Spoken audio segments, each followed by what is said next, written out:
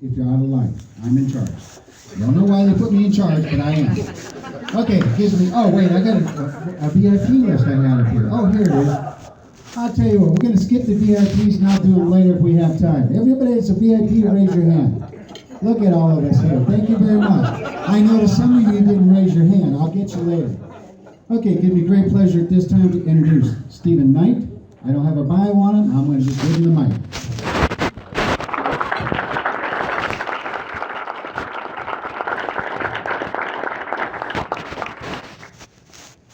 Good afternoon. Well, that's it.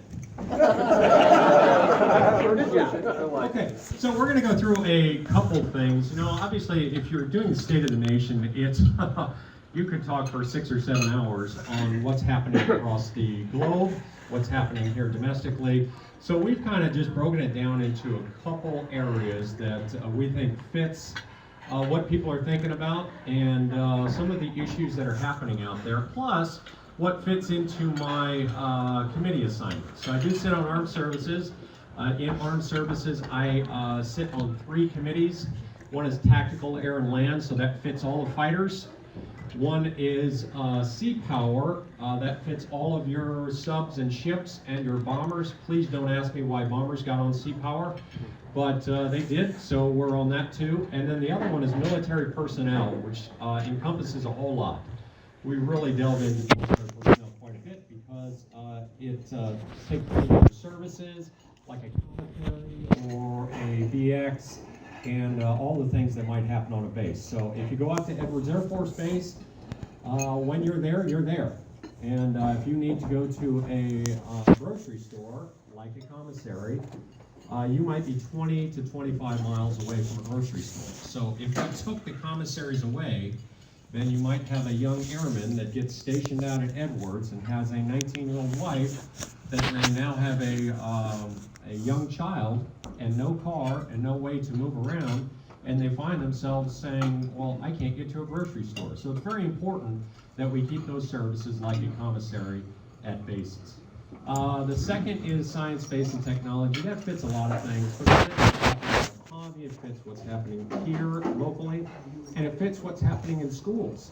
The schools have a lot of technology issues, bringing up technology, the training and new education that goes into schools. That's something we talk about. So those are good committees, and I sit on small business. I am one of 2 congressional members that has 7 subcommittees. So there's only 2 of us. I think that we were either late to a meeting and they kept piling them on, but normally you have 1 subcommittee up to maybe 3 or 4, and Colonel Cook, who's over in San Bernardino, he and I both have 7. So I don't know how he got 7, because he's a sophomore and I'm a freshman. I get it from me. So we're going to kind of look at broad views, what's happening in the world, what's happening in different countries, our commitment.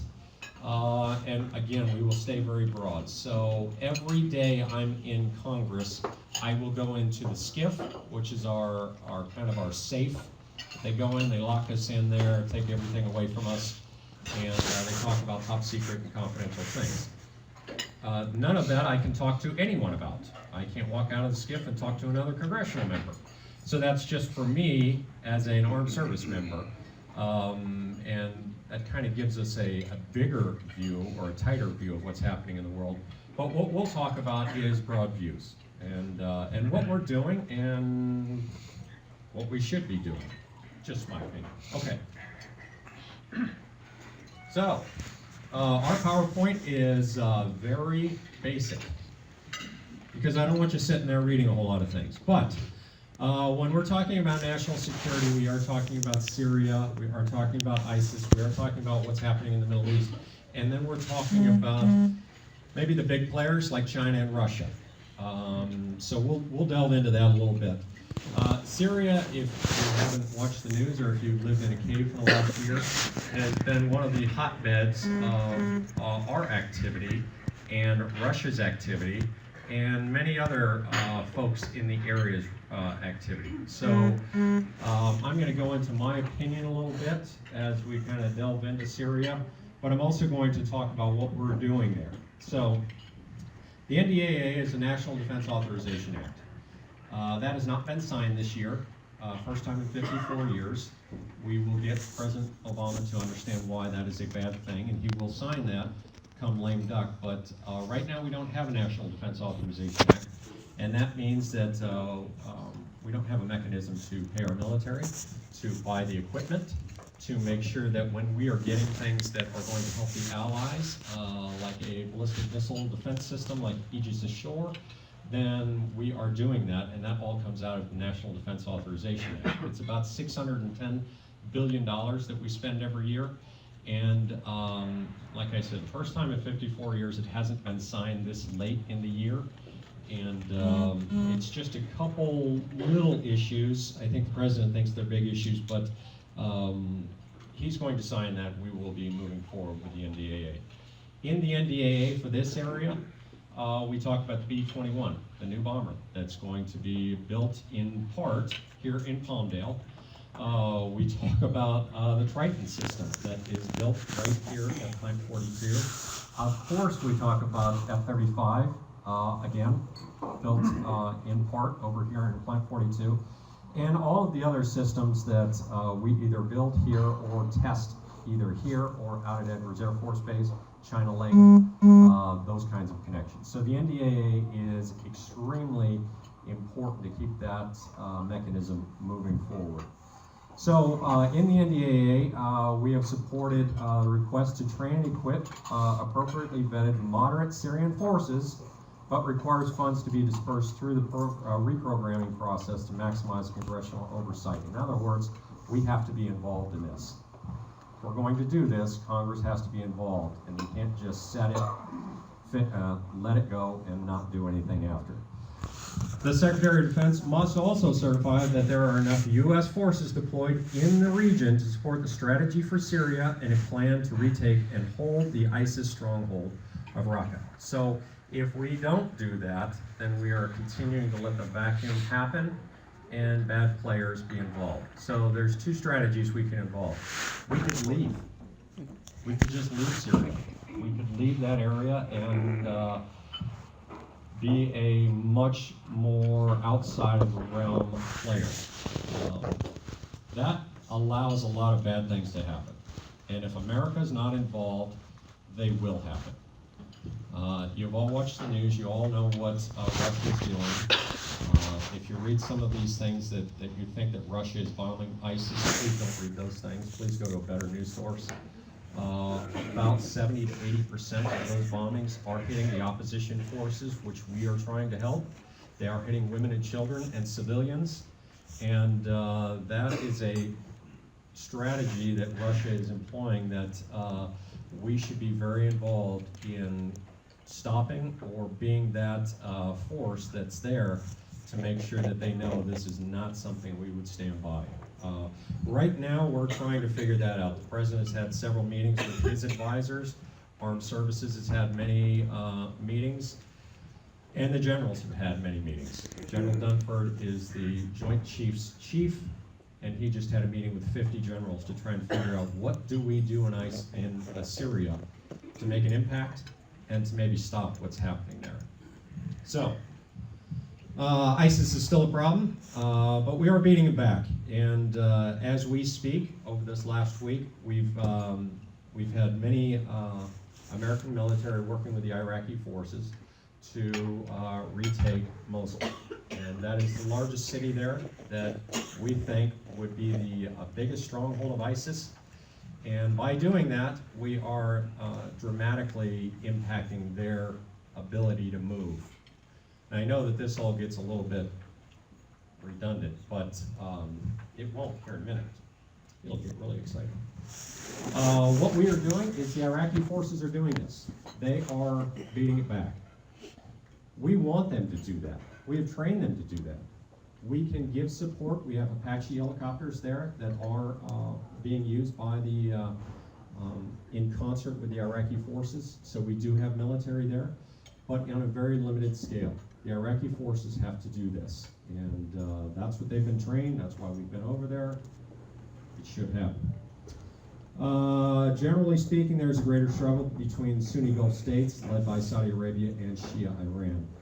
From Syria, Iraq, Yemen, all of the different countries that you have heard about and we can talk about. It is important that we support our allies in that region and be not just a supporting force, but be a force there. If we're not going to be a force there, over the next 4 or 5 years, that vacuum is going to grow and more groups are going to grow.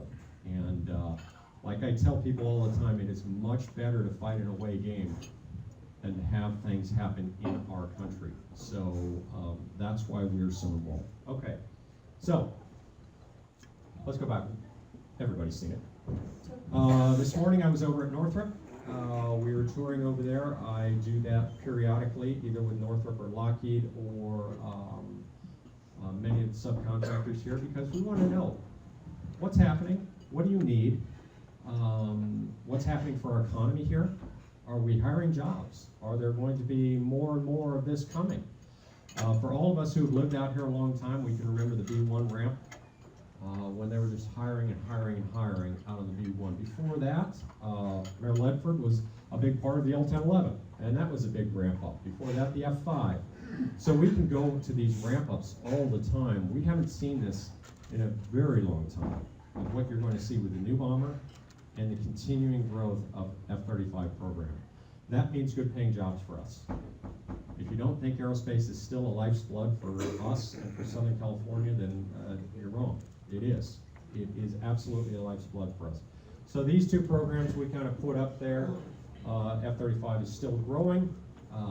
They are building more. Obviously, it is a joint program with many other NATO countries, and we're selling to many NATO countries.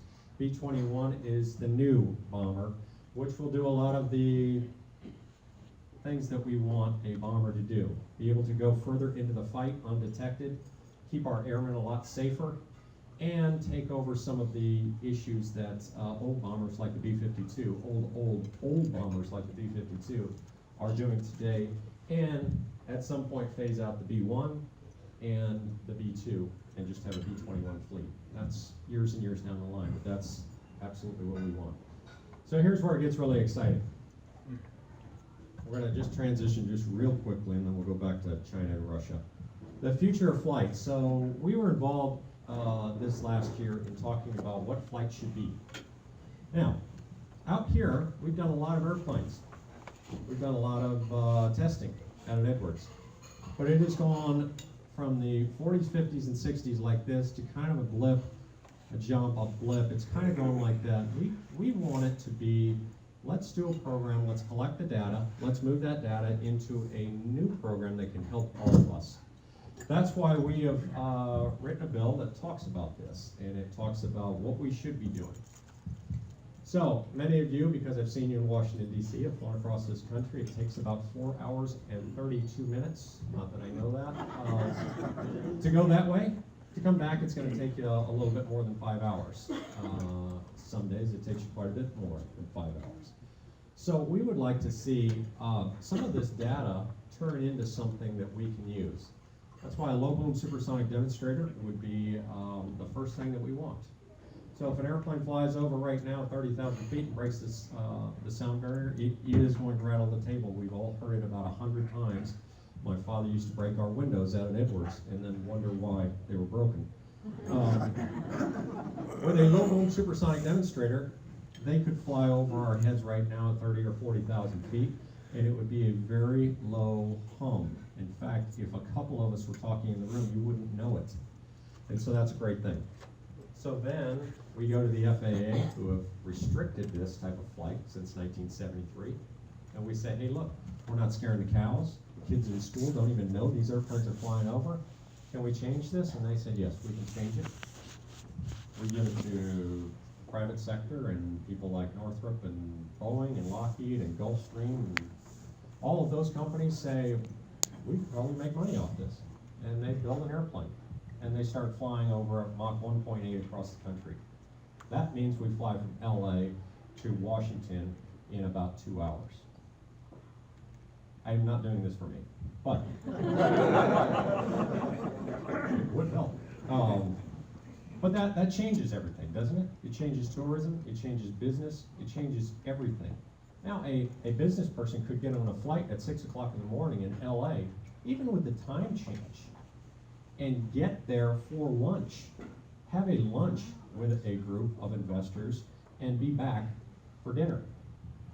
That's a change.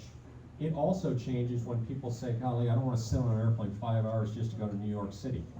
Okay, well, you're only going to sit on there for about an hour and 55 minutes. Oh, well, heck, I can do that. So it changes tourism across the country. These are the types of things that we love to talk about and we know will happen. We have a lot of other things in the future of flight, like hypersonics. We've done hypersonics out here since 1960, and we are still dragging our feet on hypersonics. If we did hypersonics, that means you could fly at 4,000 miles an hour, or you could send something into space a lot cheaper. You could do a lot of things with hypersonics. But if we don't do it, collect the data, and move it on to the private sector, it'll never happen. So, I'm going to run through 3 quick things, and then I will not take questions. Okay. So last on what we were talking about with defense of the nation is China and Russia. So the president in this last year has made a pivot to the Pacific. And part of that is because of what's happening in China. China has been quite a bit more aggressive over the last few years. You've seen the island kind of formation. You've seen the acquisition of those, and we own these now. That's a big difference in a country kind of moving out their ability to address things. So we have taken a very concerted effort as a pivot to the Pacific because we want more forces in the Pacific to watch and to be able to engage in certain situations. What Russia has been doing, we are all very aware of what Russia's done with Crimea and in Ukraine, and then putting a lot of armor and assets on the edge of Ukraine to maybe move down the border, down to port cities, so that they could take over part of Ukraine and move that way. We are watching that very, very closely. We're watching their missile movement, and we're watching what we do with our allies. So we have put Aegis Ashore, which is a short to middle range ballistic defense system in Romania. I was over in Romania last year, and I watched young people working on Aegis Ashore, and I thought, this is such a great program, but we have 19 and 20-year-olds in charge of this, and that's just working with NATO countries. When I went to Israel, I talked to a 19-year-old who was in charge of a complete battery of a defense missile system, and I said, well, who tells you what to do? And he said, well, if I get something on my screen that says there's a rocket inbound, I can shoot it down. And I said, how old are you again? He said, I'm 19. I said, oh boy. But that's working with other countries, and they, when you work with a lot of other NATO countries like Poland and Romania and Israel, they give a lot of responsibility to their young military people and build that kind of culture. It's great to see. When I was over there in Romania and Poland, I was talking to a lot of the Polish soldiers who were working with the U.S. soldiers. And I can tell you this, when they drove away, you didn't really know a big difference, or any difference, between the U.S. soldiers and the Polish soldiers, because they worked so closely. They trained together, they had done every tactic together. That's how we make kind of a safer globe, is when our allies are working so tightly together. You bring that forward with diplomacy and making sure that everyone knows that we want to play nice out there, it works a lot better. Okay. What do you got next, Zach? Don't bring up something I don't know anything about. So these are some of the most important things to our military. Readiness is probably most important. If we send a 18-year-old into combat and they're not prepared to be in combat, they have a much higher chance of not coming out of combat.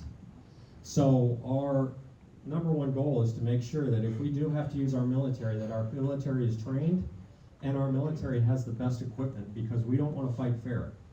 If we can beat you because we have the better equipment and we're smarter, then great. But that's always this. Readiness is always that. And we've seen it in conflicts and in wars when we have sent a lot of people off to combat and we didn't prepare them well enough and our casualty rate was very high. We don't want that. Our troop size is very important. We had a bill last year that many of us supported, including me, that said that our soldiers, our Army, should not go down below 490,000. I think that that is a very basement level, 490,000. And our Marines wouldn't go down below 174,000. Again, that's a basement. And that was because the troop drawdown was going way below that. And at one point, we were looking at having only 434,000 soldiers in our Army. That's not anywhere safe for our soldiers if we send them into combat. And equipment, again, I don't want to fight fair. If we've got equipment out there that can help our troops, then let's get it. And let's get it to them quickly. And we're not just talking about airplanes, we're talking about when a soldier goes out into the field and they can put something on their web gear that shows a line of fire for a sniper. We should have that. Because if they're drawn down behind a line and they don't know where the sniper's coming from, it's very difficult to put some assets on that target. So equipment is very, very important. Okay, last. Okay. Everyone should be thinking about veterans every day because, well, they've done something that has made it so we can live the way we do.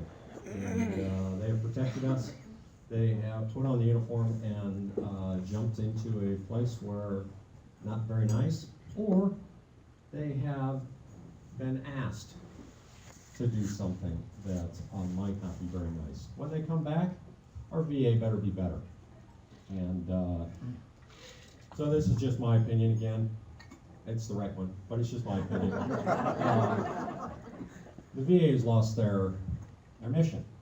And not the clinicians, not the nurses, not the doctors, not the people in the VA, but the VA as a whole has lost their mission. And we've got to get that back. So we've got a lot of groups here in the Antelope Valley that do an awful lot with veterans. And we are a great, we lost it. We are a great example of what you can do with the veterans. But that's our community.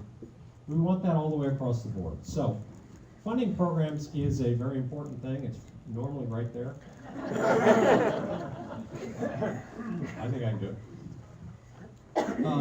Funding is a very important thing. In FY 2017, we have the Military Construction and Veterans Affairs Appropriations Act. That's about $75 billion. It's interesting when you go to Congress and you talk about billions of dollars very easily, but that's what happens. $53 billion for VA medical services, which includes critical funding for mental health, suicide prevention, TBI, services for homeless veterans, and rural health initiatives. We have all talked about these things. We've talked about when our veterans come home and they suffer from PTS, TBI, or military sexual assault, all of these things.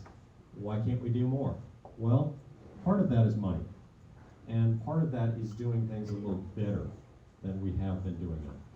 So, again, the VA is something that's got to continue to transfer back into the mission, and we've also got to have public-private partnerships. So at the local level, you always talk about public-private partnerships. How can we get the public involved? How can we get the private folks involved in businesses? We should do that at the federal level. If we need a new hospital here in the Antelope Valley and we need coverage for veterans, then let's have a connection. We can have a wing for veterans, or we can just have a hospital-friendly to veterans hospital.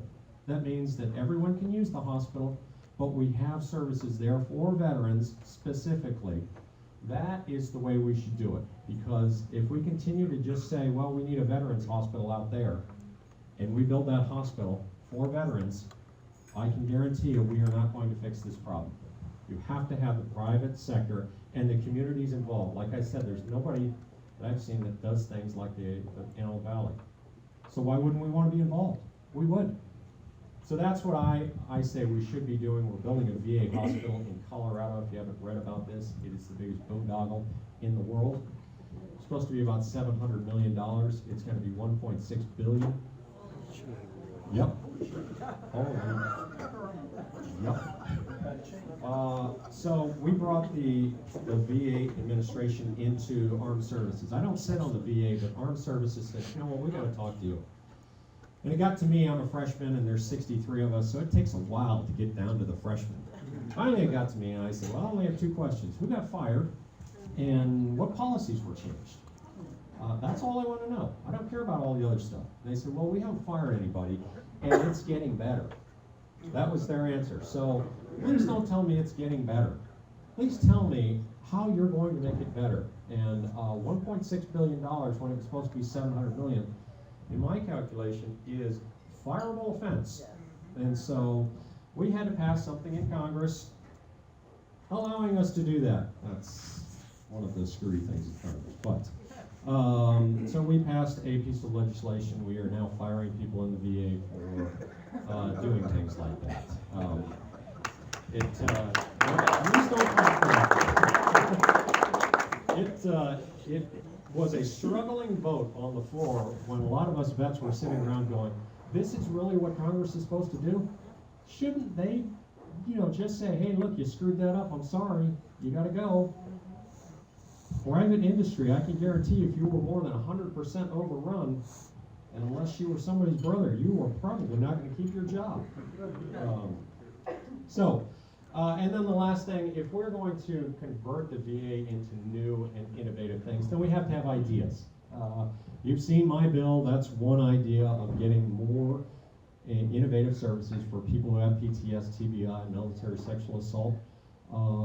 And we should put more of these types of things in. In my bill, they just looked at veterans and they said, we're going to try this therapy. It's called magnetic resonance therapy. If it works, great. If it doesn't, it's not intrusive. It doesn't shock you. It doesn't do anything. If it doesn't work, well, that's a new thing that we can say that we've tried. Well, they tried it on 500 vets, and 98% of them said it changed their life, and 61% said it was a dramatic change. Wow, those are good numbers. So let's move that in very quickly. And that's what we're trying to do. Also look at other therapies that haven't worked and things that are in the VA that aren't working. Let's get rid of them. Let's move on. Let's look at the private sector. What is the private sector? PTS is not something new. Don't you think they had PTS in the Revolutionary War? Heck yes, they did. They've had PTS forever. We just called it different things. They called it shell shock. They called it a lot of different things. We've always had it. But if you see something bad, it hits in your brain. Police officers have PTS. I can remember the accident out at Chatsworth Station. And police officers going in there and taking dead bodies out. Well, that's not something we are really trained to do. And a lot of those police officers had a lot of problems. So we know that the private sector does a lot of these things. Let's incorporate some of those. Okay, so last and most, I'm not going to say more. When we go back into session, we're going to be talking about a CR, a continuing resolution. That's basically a budget that looks at what we did and try and keep things going with changes. I guess that's the best definition I can give you. Our budget's going to run out on December 8th because we did a small CR, and we're going to have to go off back there and do a budget. The budget doesn't work like a city budget where you have to balance everything, pay for everything, all of that, all those good things. It gets to a budget where you're doing a lot of the things that you have been doing, and a lot of the things that you have been doing have been over periods of time that have to continue on. So it's a very difficult process. But here's my commentary at the end of my speech. When we do these, we should be more like a city. And we should understand that the federal government can only do so much. And we better get into that attitude that some of the things that we do, we shouldn't do, and we can't afford to do. And we've got to do the things that a regular old taxpayer out there wants us to do. You want us to defend the nation, you want good infrastructure, you do want a safety net, but we have gotten to a point where last year we spent $4.1 trillion and we brought in $3.69 trillion. That's not sustainable.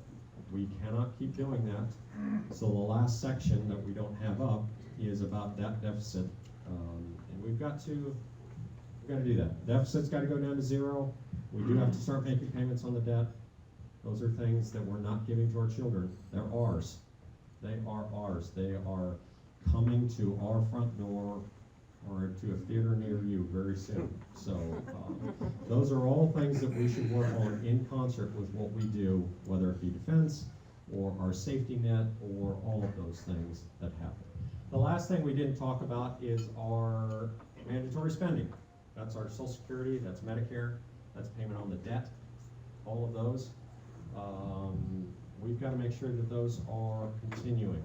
And that means we have to work on them every year. We used to be able to work on things every 10 years or 20 years. We can't do that anymore. We have to work on them every year. Social Security needs to be worked on every year. Medicare every year. It's changing very quickly. When Social Security started, we had 41 retirees for every worker in the first 5 years. Today we have 2.6 workers per retiree, and it's going down very quickly. So we have to work on it every year to make sure that it's viable for our seniors today and viable for seniors in the future. Okay, I know that when Mayor Ledford gets up here, he is takes about it seems like 3 hours. He has a lot of great things to say. Hey, we're getting this, we're getting this. I don't have those things. I can't say that, you know, I'm bringing you a new amusement park or something. So, but I think the most important thing that we saw is we have to be responsible with our budget. And the impact of what we do has a great impact of what happens here. In the National Defense Authorization Act last year, the Navy came to me and said, we need more Tritons for our ISR. I worked with another Congresswoman, Julia Brownlee, who's over in the Ventura area, and I said, hey, we build them here, and they're going to be housed over there, let's put an amendment in. And we did, and that's why they bought more Tritons over here, and they're going to be housed over there. Those things are very important, that we do the right thing, we listen to the military, and secondly, it can benefit us.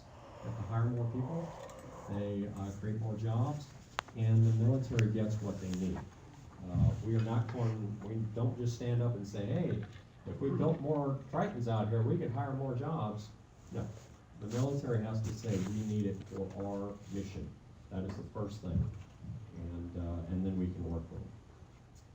Okay, I thank you all for being fairly attentive, except for a couple of you in the back, and listening. We have the last two things is our constituent services. I always say this in every speech. Please don't sit out there and say, golly, the federal government is not helping me. I've got this problem with INS or IRS or Social Security, and I don't know where to turn. Right here, turn to us. We're good.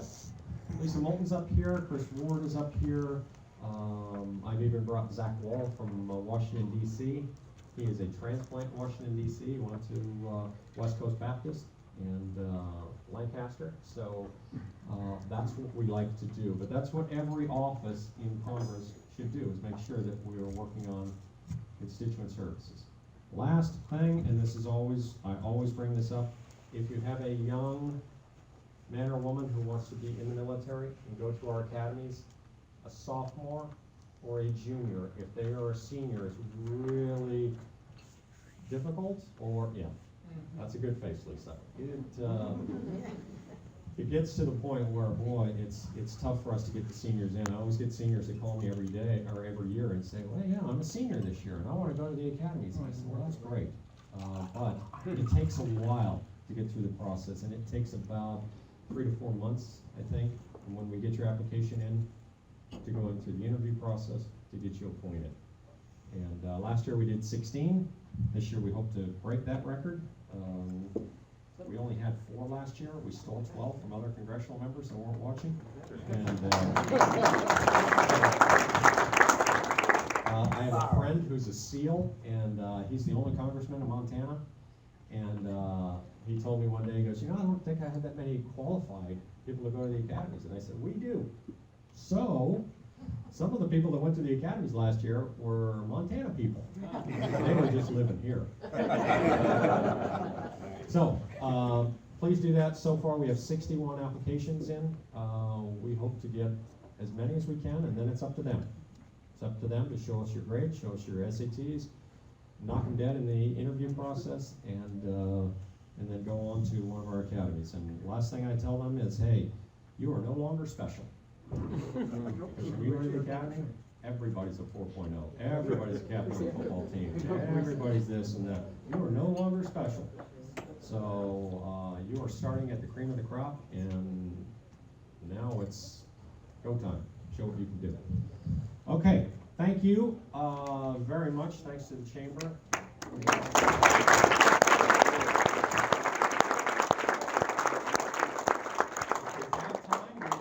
We have time, sir. Okay, we can take questions. Yule. Yes, Yo. I need 30 seconds to explain my question to the United States government, which you are a member of. As we're speaking right now in Iran, it's Ashura and Tasua, month of Muharram, and they're beating themselves in the head with swords and chains. And this been going on, I witnessed 22 of them. I lived there 22 years. Now, we took, Jimmy Carter didn't support Shah of Iran, and I got told us to over. When Saddam Hussein left, Bush took him out, and now Iraq with what it is.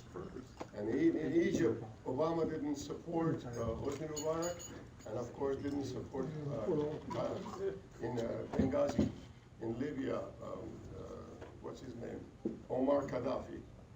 From one mistake to another to another. And now, to me, any leader, I don't care if he's a tyrant, we call him, who's protecting Jewish and Christian minorities in the Middle East and stand up to Islamic radicals, to me, that he's a good leader. And Shah of Iran was, Saddam was, protecting Christians, and Hafiz Assad is.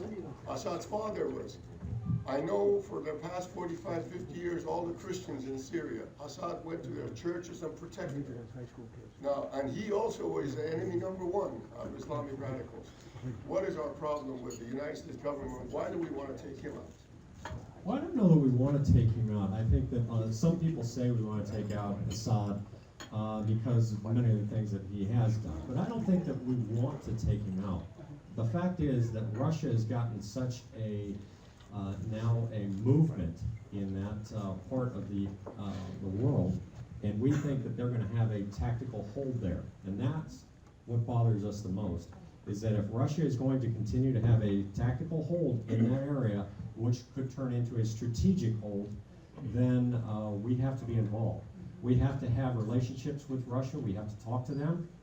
And the reason why, and I always tell this to our kids, if you're not talking to somebody, you don't know they're lying to you. So we do have to have an open dialogue with Russia and set ground rules for what Russia can do and what Russia can't do, and what we will do and what we won't do.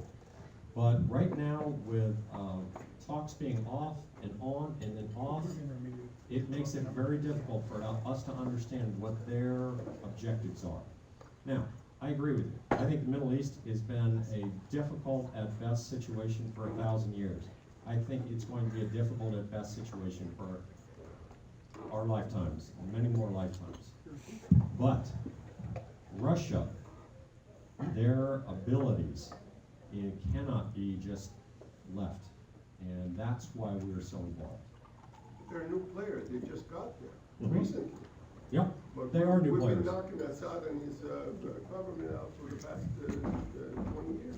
Yep, and I think that the reason we have is because of the humanitarian issues that Assad has been involved in, and that turns into a political mess and a political movement against Assad. And but my commitment is you cannot allow Russia to continue to move and do things that are aggressive without putting them in check, or at least having diplomacy with them. If you don't have diplomacy with them, they're lying to us, and they're going to do things that we don't know. China and Russia right now are, and have been for many, many years, are not two countries that we should ever not be focused on. Putin and Trump get along fine, why don't we do Trump? Yes, Jim. My question isn't that serious, but what surprised you the most since your time in Congress? Every congressional member should say this. And so Jennifer's question is, what has surprised me the most? Every congressional member should say the exact same thing. I firmly believe this. It's speed in how quickly we get things done. It is so slow to get something done, and it shouldn't be. We have a lot of issues that we agree upon, not just Republicans and Democrats, but the president too, that still take forever to get through. And I'll give you a bill that I'm working on. It's called the St. Francis Dam. If you don't know, about 29 miles from here, the biggest disaster in American history happened, or man-made disaster. It's the St. Francis Dam. Happened in the late 20s. It filled up, and just a few months later, it failed. It was a Mulholland creation. He died a couple of years later as a broken man, and we are trying to make that as a national monument so that we can have a visitor center there, so that kids can go in there and learn about the St. Francis Dam where almost 500 people died. And there are sacred sites in there for the American Indians from 5 tribes. And we want to protect those sacred sites. How in the heck has this been taking so long? Everyone agrees. The Republicans are good. The Democrats are good. We've even gotten commitment from the president that, you know, this is fine. And it's still going along at a snail's pace. So I'd like to kick some people in the butt and just say, you know, if you agree, and I agree, let's go. So speed is the number one thing to me. Bernie. We're worrying all about minimum wage throughout our whole country. What I would like to know is what is the future for military pay who haven't got a pay raise in several years? Yeah, military pay is always a difficult issue. So the president came forward with his budget. He had a 1.6% raise, not a big raise, but a raise. In our NDA, we raised that up another 0.5, so it's 2.1% raise across the board. And I think that we've got to continue to do that to make sure that we keep people that we have trained that are doing jobs that we absolutely need. For our pilots across the board, no matter if they're Air Force, Navy, Marine, or Army, we might have to institute a incentive program to stay here instead of going to work for Delta for twice as much. Right. We can't pay you what Delta is going to pay you or whoever, but we should have an incentive to keep our pilots with us. We have about an 800 pilot shortage right now that is growing. You wouldn't think that. When I was growing up, I wanted to be a fighter pilot. Well, I wish I was younger now. They've got so many openings. But we have to institute a incentive program to keep our highly trained, skilled positions like pilots in the military. And that's going to cost us some money, but we can't keep going down the road we are where we're losing pilots on a daily basis. General. Senator tonight, General Levy. I know I worked for TWA, and I also I retired from America. And I had a lot of my friends that were Naval and Air Force pilots. And they pay a hell of a lot more than the United States military can pay them. A lot safer. And it's a lot safer. And the other thing too that most people keep forgetting is that when you get captain, or in the Navy it would be lieutenant, after that, your next place is a desk to make your 04, okay? That means major or a lieutenant commander in the Navy. So what do they opt to do? Go into the civil sector of Delta Airlines, American Airlines, all the different air carriers, because they're going to pay them like 3 times as much as they're making. Anybody have an idea what a 747 pilot makes? Makes a hell of a lot more money than I do. 200,000 plus a year. But they have the responsibility to, like all of us are in the same airplane. like the landing at the Potomac. Yeah. That man, first time ever done, but it happened. And Because nobody's right shooting here. at him either. And no Air Force pilot or naval pilot is going to be able to do that because they're too young. They haven't had a chance to experience anything. So that's why we have to get back and try to get our men and women that are Air Force and naval aviators. Notice I said naval aviators? As a pilot. And we got to get them more money so they'll stay in, because a pilot is not any good until he makes lieutenant colonel. And some of the best pilots have been full birds. In fact, I believe, what was your father? He was colonel. He was a colonel. And I knew his He father. was good as a lieutenant, though, so. Yeah, I know. But, so that's what I like to say, is that it would be nice if we can all band together, which is going to be almost impossible, but let's say we can do it, to get our military back to where it was there after World War II. My father fought for it. All my uncles did. What did they give us? The freedom that we have today. Now they're trying to take it away. So please do me a favor. I'm not doing any politics. Vote the right way and enjoy life, and hope to God we get our U.S. back to where it was when I was a little boy. And I'll say something about the military. The military can do things today that maybe we don't need as many aircraft or as many ships. But you still can't be there unless you're there. And we're not to that point. So if an aircraft carrier is not in the region, then an aircraft carrier is not there. And I know that sounds stupid, but we have 11 aircraft carriers. Any certain point in time, we can deploy about 6 of them. So that's in certain points around the world. And if an aircraft carrier is not in that part of the world, then we are not covered by that asset of a fleet for the aircraft. So those are important things, and making sure we have a strong military, not just for us, but for our allies around the world. Yes, ma'am. You know, we're talking about military, and I think a lot of us know that our vets are not just about Air Force and air pilots. And I think a lot of us have family members who, and I know I do, who are veterans of the United States. And the challenge is, this is not a challenge for you particularly as a candidate, but the challenge for our nation. So this is not about you. It's a challenge for our nation. We give more money to people on welfare. We give more money to people having babies on EIC and in taxes. These people get thousands of dollars a year and a month.